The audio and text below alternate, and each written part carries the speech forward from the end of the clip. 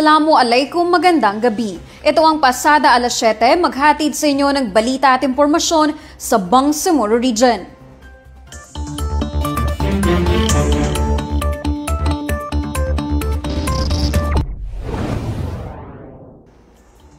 Sa ating panahon ngayon, patuloy na binabantayan ng pag-asa ang Bagyong Tino na nananalasa ngayon sa ilang bahagi ng bansa.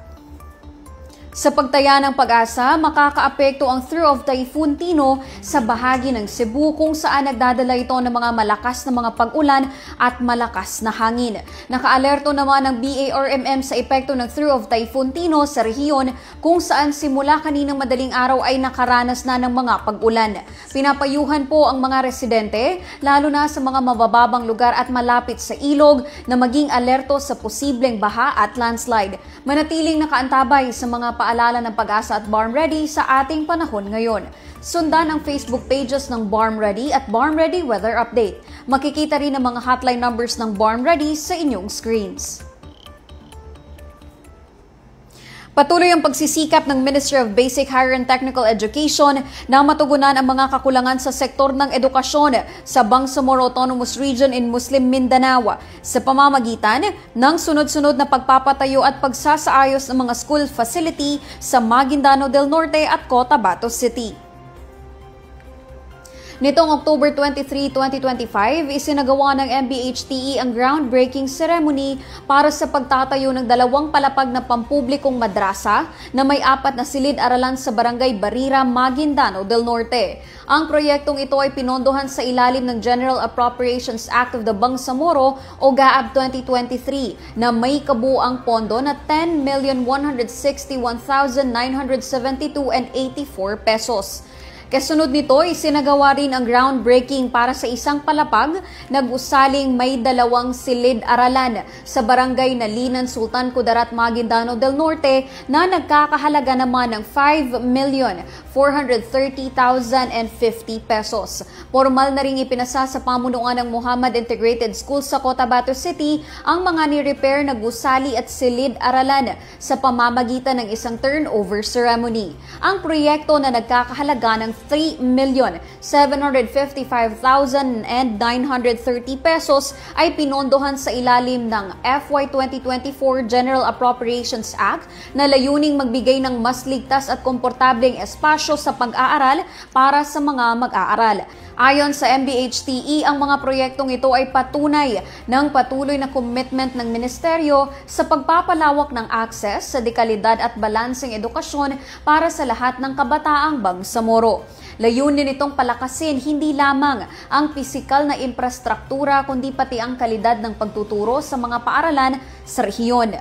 Sa kabuuan, mahigit 19.3 milyon ang inilaan ng MBHTE para sa mga nasabing proyekto na inaasahang magpapalawak ng oportunidad sa edukasyon at pagpapalakas sa paghubog ng mga kabataang handang mag-ambag sa kapayapaan at kaunlaran ng Bangsamoro.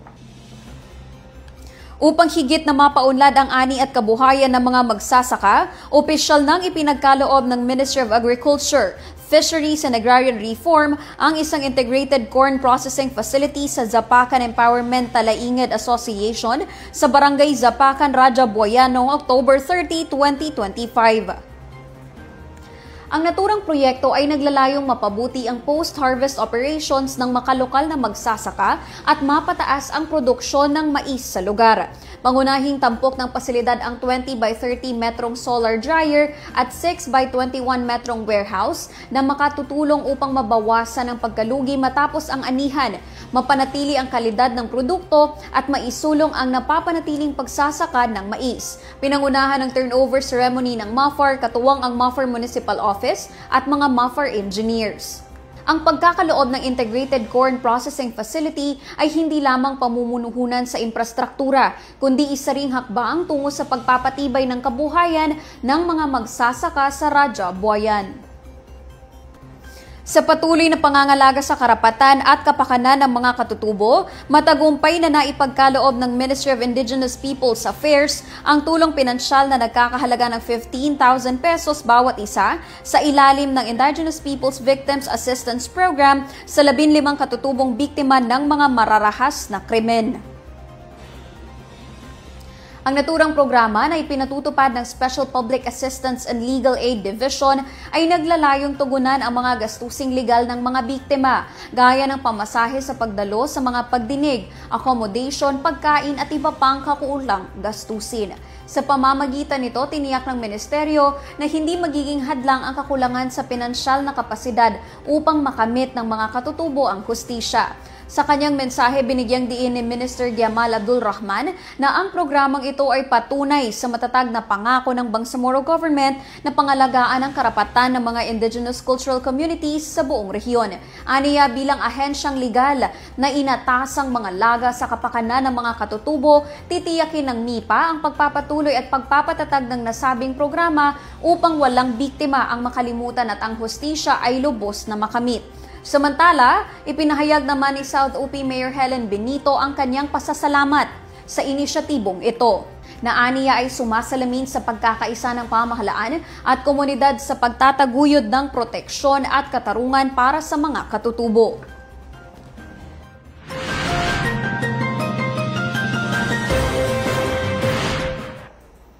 Formal nang binuksan kahapon ng Ministry of Social Services and Development ang pagdiriwang ng Bangsamoro Children's Month 2025 sa Cotabato City. Sa temang Kabataang Bangsamoro, protektahan laban sa printed at online sexual abuse and exploitation, mas pinalakas ng Bangsamoro Government ang pangako nitong pangalagaan ang boses, dignidad at karapatan ng kabataan sa rehiyon. Ang selebrasyon ay alinsunod sa Republic Act No. 10661 na nagtatakda sa buwan ng Nobyembre bilang National Children's Month bilang pagkilala sa tungkulin ng pamahalaan na pangalagaan at isulong ang kapakanan ng mga bata sa buong bansa. Binigyang din rin ng MSSD na ang Bangsamoro Children's Month ay hindi lamang isang selebrasyon, kundi isang panawagan para sa kolektibong pagkilos upang patuloy na palakasin ang mga mekanismo para sa proteksyon, kaligtasan at holistic na pag-unlad ng mga batang Bangsamoro tungo sa makatarungan, mapayapa at maunlad na kinabukasan. Samantala, tumanggap ang 59 na benepisyaryo ng Unlad Pamilyang Bangsamoro Program sa bayan ng Taraca, Lanao del Sur A ng rice subsidy mula sa MSSD nitong October 28, 2025. Bawat benepisyaryo ay nakatanggap ng 9,000 cash assistance bilang suporta sa pagpapalakas ng food security at pagpapaibsan ng pinansyal na pabigat sa mga pamilyang kabilang sa mahihirap at vulnerableng sektor sa rehiyon. Ang Unlad Pamilyang Bangsamoro Program ay isang flagship initiative ng MSSD na naglalayong mapatibay ang kabuhayan ng mga vulnerable at mahihirap na pamilya sa Bangsamoro Autonomous Region in Muslim Mindanao sa pamamagitan ng tulong pinansyal at suportang pangkabuhayan. Kabilang sa bahagi ng programa ang pamamahagi ng rice subsidy upang matiyak na may sapat na supply ng pagkain sa bawat tahanan at maibsan ang epekto ng kahirapan at pagtaas ng presyo ng mga pangunahing bilihin. Ang nasabing payout ay patuloy na commitment ng MSSD sa pagtataguyod ng makataong serbisyo at inklusibong kaunlaran para sa mga pamilyang Bangsamoro sa lahat ng lalawigan ng rehiyon. Binigyang pagkilala ang Bangsamoro Commission for the Preservation of Cultural Heritage sa ginanap na selebrasyon para sa ika-92 na anniversary ng National Historical Commission of the Philippines noong October 29 sa Metropolitan Theater, Manila. Ang pagdiriwang ay isinagawa sa ilalim ng temang Dekada ng Kasaysayan ng Pilipinas, 2023 to 2033, na layuning itaguyod ang patuloy na pagtatanggol, promosyon at pangangalaga sa kasaysayan at pamanang kultural ng bansa. Sa naturang seremonya, iginawad ni NHCP Chairperson Dr. Regalado Trota Jose Jr. ang pagkilala at pasasalamat na parangal sa BCPCH bilang pagkilala sa natatanging ambag nito sa pagpapaunlad ng kamalayang pangkasaysayan, pangangalaga ng kultura at advokasya sa pamana ng Bangsamoro Autonomous Region in Muslim Mindanao. Ipinapakita ng pagkilalang ito ang patuloy na pagsisikap ng BCPCH na pangalagaan ang mayamang pamana at pagkakakilanlan ng mga Bangsamoro habang pinatatag ang ugnayan at pagtutulungan sa mga pambansang ahensya para sa mas malawak na pagpapalaganap ng kasaysayan at kulturang Pilipino.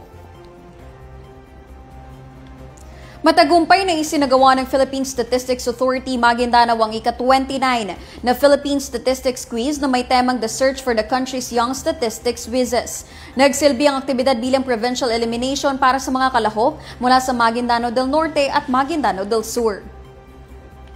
Binigyang diin ng PSA ang mahalagang papel ng statistics sa makabagong lipunang pinapatakbo ng datos. Hinikayat din ng kabataan na paigtingin ang kanilang kaalaman at kasanayan sa larangan ng estadistika bilang pundasyon ng matalinong pagpapasya at pag-unlad. Ang PSQ ay taunang patimpalak sa buong bansa na layuning masukat ang kakayahan sa statistics ng mga unang taon sa kolehiyo mula sa iba't ibang pamantasan at institusyon sa Pilipinas. Ang mga kabataang nagwagi ang kakatawan sa PSA Maguindanao sa nalalapit na Regional Championship. Sa patuloy na pagsisikap na mapabuti ang kalusugan ng mamamayang Bangsamoro, inilunsad ng Ministry of Health ang Kilates Cutis Campaign sa Maguindanao del Sur. Ginanap ang aktibidad sa Rural Health Unit ng General Salipada kay Pendatun sa pakikipagtulungan ng Integrated Provincial Health Office ng Maguindanao at ng Cotabato Regional and Medical Center. Ang Kilates Cutis ay isang kampanyang pinangungunahan ng Department of Health na layuning palawakin ang kaalaman ukol sa mga sakit sa balat, lalo na ang ketong, at mapalakas ang maagang pagtukoy at paggamot nito.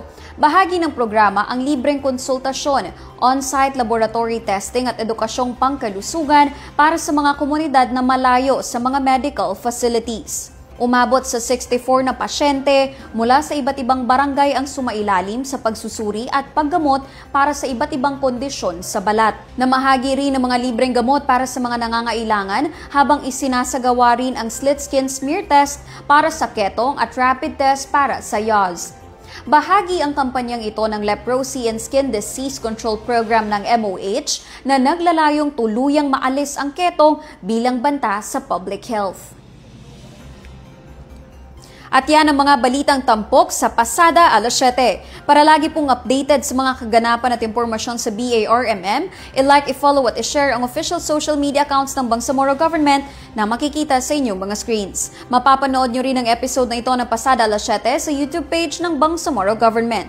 Bisitahin din ang bangsamoro.gov.ph. Ako po si Yana Sanday ng Bangsamoro Information Office, naghahatid balita sa ngalan ng serbisyo publiko at moral governance. Maraming salamat po at pagpalain ang Bangsamoro.